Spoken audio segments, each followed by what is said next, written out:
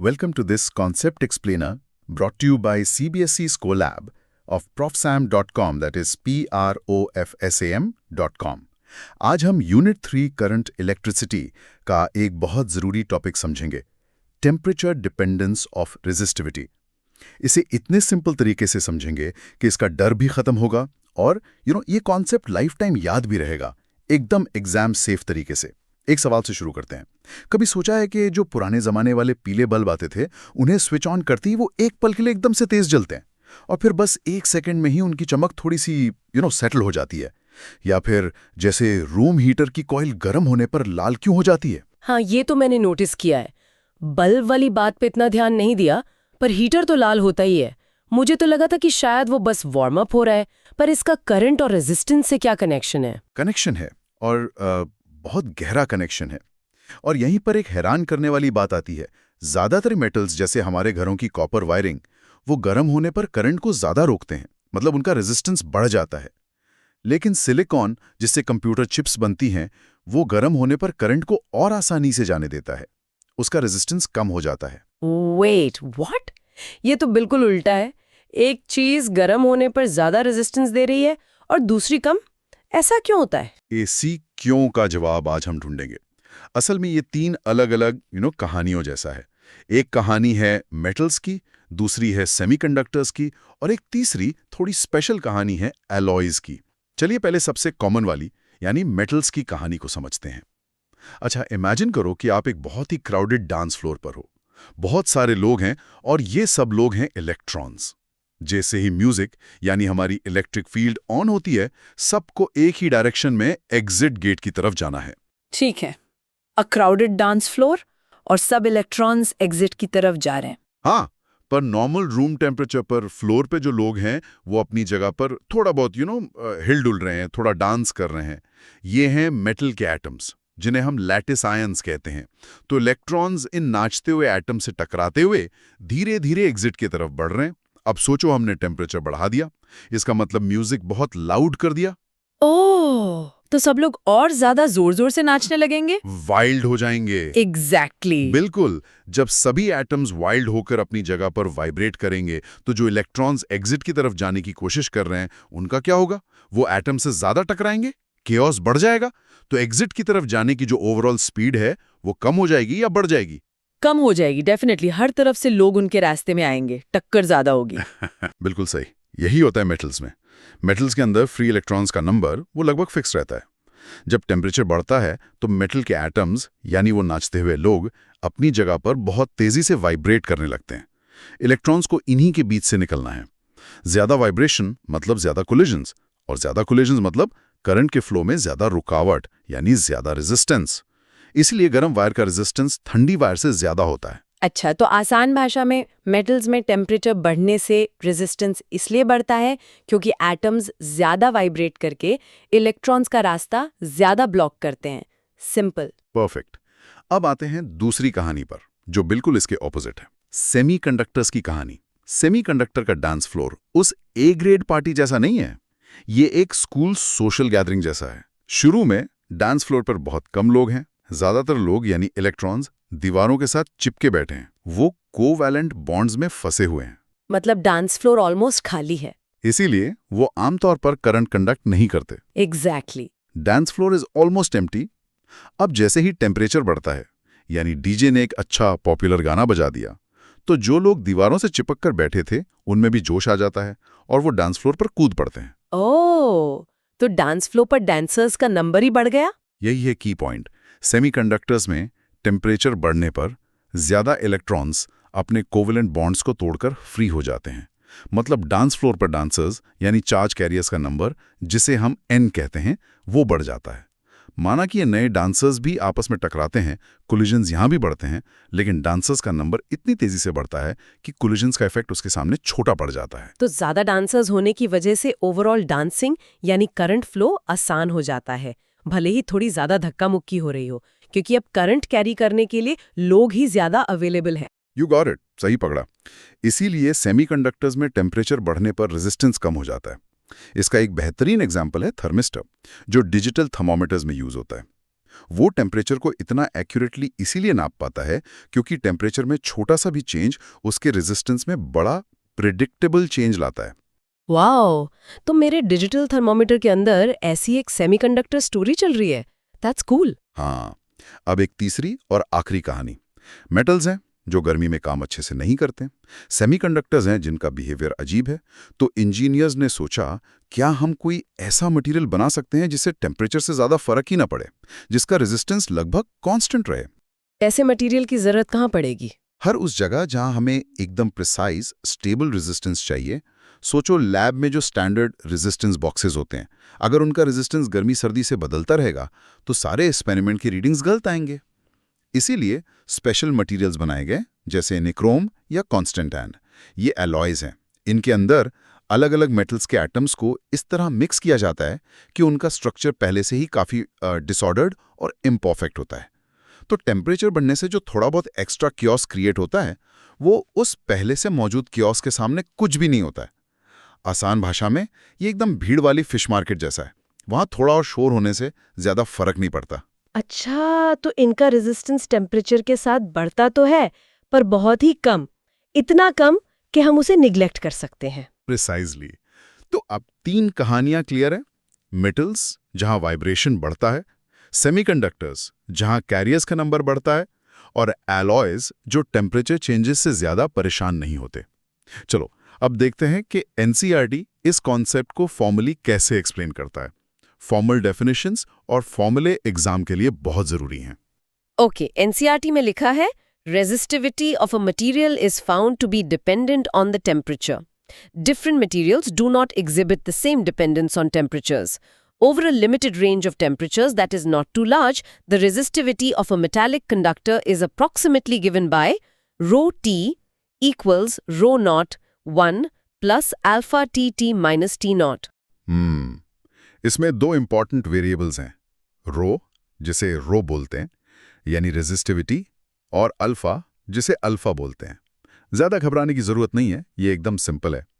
Resistivity यानी raw material की intrinsic property है जो बताती है कि वो करंट को कितना रोकेगा, और रेजिस्टेंस आर उस मटेरियल से बने हुए ऑब्जेक्ट का टोटल ऑपोजिशन है। उनका फॉर्मूला है R equals rho L A. तो जो फॉर्मूला अभी पढ़ा वो रेजिस्टेंस के लिए भी ऐसा ही दिखेगा? बिल्कुल, रेजिस्टेंस के इन्हें फॉर्मूला बन जाता है RT is equal to R0 1 plus alpha TT not. यहाँ RT है फाइनल टेम्परेचर T पर रेजिस्टेंस, R0 है इनिशियल टेम्परेचर T नॉट पर रेजिस्टेंस, और अल्फा यानी अल्फा है टेम्परेचर कोएफिशिएंट ऑफ रेजिस्टिविटी। यही अल्फा हीरो है, ये बताता है कि टेम्परेचर के साथ रेजिस्टेंस कितना बढ़ेगा। मेटल्स के लिए अल्फा पॉजिटिव होता है, यानी टेम्परेचर बढ़ने पर रेजिस्टेंस बढ़ेगा। हमारी डांस फ्लोर एनालॉजी की तरह सेमीकंडक्टर्स के लिए अल्फा नेगेटिव होता है, मतलब टेम्परेचर बढ़ने पर रेजिस्टेंस घटेगा। और एलॉयज जैसे निक्रोम के लिए अल्फा बहुत छोटा पर पॉजिटिव होता है, मतलब रेजिस्टेंस बढ़ता तो है पर बहुत ही धीरे। Hope everything is clear so far. This concept explainer is from Prof. Sam, that is profsm.com. चलो इस फॉर्मूला को एक्शन में देखते हैं एक आसान से एनसीईआरटी के सॉल्व्ड एग्जाम्पल के साथ। ये टोस्टर वाला सवाल बहुत कॉमन है। एक इलेक्ट्रिक टोस्टर है जो निक्रोम वायर यूज करता है। रूम टेम्परेचर जो 27 डिग्री सेल्सियस है, पर उसके हीटिंग एलिमेंट का रेजिस्टेंस 75.3 ओम्स है। जब उसे 230 वोल्ट सप्लाई से कनेक्ट करते हैं तो कुछ सेकंड्स बाद करंट 2.68 एम्पेयर पर सेटल हो जाता है। हमें एलिमेंट का फाइनल स्टेडी टेम्परेचर बताना है। तो पहले हमें गर्म होने के बाद वाला यानी हॉट कंडीशन में रेजिस्टेंस निकालना पड़ेगा। ओम्स लॉ से V is equals to IR। Exactly, hot resistance जिसे हम RT या R2 कह सकते हैं होगा VI, यानी 230 वोल्ट्स को 2.68 एम्पियर से डिवाइड करेंगे। ये आता है लगभग 85.8 ओम्स। तो साफ दिख रहा है कि रेजिस्टेंस 75.3 से बढ़कर 85.8 ओम्स हो गया। अब हम RT is equals to R0 1 plus alpha theta T minus T0 formula use करेंगे। यस, हमारे पास R2 है 85.8, R1 है 75.3, T1 है 27 डिग्री सेल्सियस, और निक्रोम के लिए अल्फा की वैल्यू दी हुई है 1.70 मल्टीप्लाइड बाय 10⁻⁴ पर डिग्री सेल्सियस। हमें T2 निकालना है। फॉर्मूला को रीअरेंज करके T2 T1 निकालते हैं। T2 T1 is equals to R2 R1 divided by R1 अल्फा। वैल्यूज डालो। 85.875.3 को डिवाइड करेंगे 75.3 मल्टीप्लाइड बाय 1.70 मल्टीप्लाइड बाय 10⁻⁻⁴ से। न्यूमरेटर में आएगा 10.5, डिनोमिनेटर में 75.3 को 1.70 मल्टीप्लाइड बाय 10⁻⁻⁴ से मल्टीप्लाई करना होगा। ये आएगा लगभग 0.0128। करेक्ट। अब 10.5 को 0.0128 से डिवाइड करने पर टेम्परेचर डिफरेंस आता है लगभग 820 डिग्री सेल्सियस। ये सिर्फ टेम्परेचर का डिफरेंस है। फाइनल टेम्परेचर होगा इनिशियल टेम्परेचर प्लस ये डिफरेंस। तो T2 इक्वल्स टू 27 प्लस 820 यानी 847 डिग्री सेल्सियस। देखा, टोस्टर का एलिमेंट इतना गर्म हो जाता है। Wow, 847 degrees, that's really hot. अब समझ आया कि वो लाल क्यों हो जाता है। अब चलो कुछ ऐसी गलतफहमियों की बात करते हैं जिनकी वजह से एग्जाम में आसानी से मार्क्स कट जाते हैं। ये साइलेंट किलर्स हैं। सबसे बड़ी गलतफहमी, सारे मटेरियल्स का रेजिस्टेंस टेम्परेचर के साथ बढ़ता है। स्टूडेंट्स ये इसलिए सोचते हैं क्योंकि लैब्स में वो ज़्यादातर मेटल वायर्स के साथ एक्सपेरिमेंट करते हैं और इसी को जनरल रूल मान लेते हैं।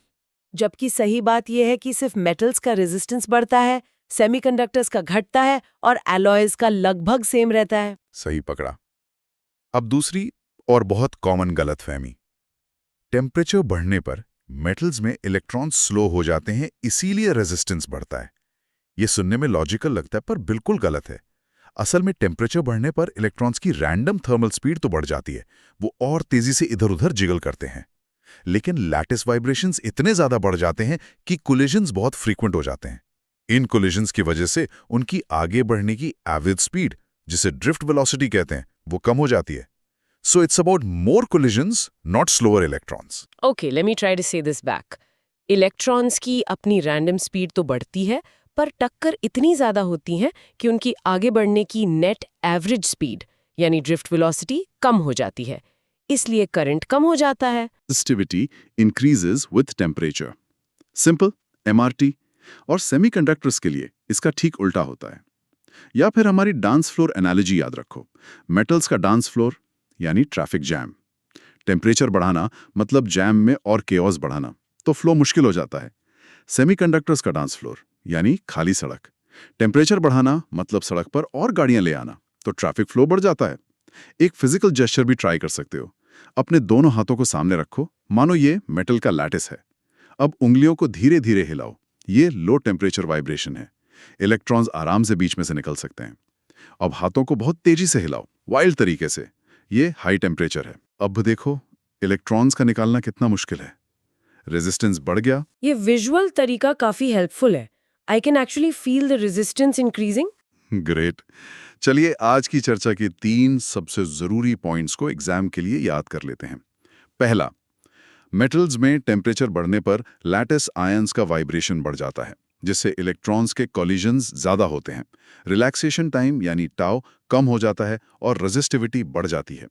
दूसरा, सेमीकंडक्टर्स में टेम्परेचर बढ़ने पर ज्यादा इलेक्ट्रॉन्स कोवेलेंट बॉन्ड्स तोड़कर फ्री हो जाते हैं। यहाँ कैरियर डेंसिटी यानी N का बढ़ना ज्यादा डोमिनेंट इफेक्ट है। इसीलिए कॉलिजन्स बढ़ने के बावजूद ओवरऑल रेजिस्टिविटी कम हो जाती है। और तीसरा, मेटल्स के लिए टेम्परेचर डिपेंडेंस का फॉर्मूला है RT = R0 1 + alpha T - T0, जहां अल्फा पॉजिटिव होता है। सेमीकंडक्टर्स के लिए अल्फा नेगेटिव होता है और एलॉयज के लिए अल्फा बहुत स्मॉल पॉजिटिव वैल्यू होती है। 12th CBSE फिजिक्स, केमिस्ट्री और मैथ्स में मैक्सिमम मार्क्स लाने के लिए प्रॉफ सैम पर जरूर विजिट करें। That is PROF SAM, right? Yes, PROFSAM.com। आज के लिए बस इतना ही। मिलते हैं अगली बार एक नए कॉन्सेप्ट के साथ। जाने से पहले एक सवाल सोचने के लिए छोड़ जाता हूं। हमने देखा कि रेजिस्टेंस टेम्परेचर के साथ बढ़ता है, घटता है या ऑलमोस्ट कांस्टेंट रहता है। But what if I told you कि कुछ मटेरियल्स को ठंडा करने पर एकदम अचानक एक पर्टिकुलर टेम्परेचर के नीचे उनका रेजिस्टेंस एग्जैक्टली 0 हो जाता है। इन्हें सुपर कंडक्टर्स कहते हैं। सोचिए ऐसा क्या होता होगा उन मटेरियल्स के अंदर।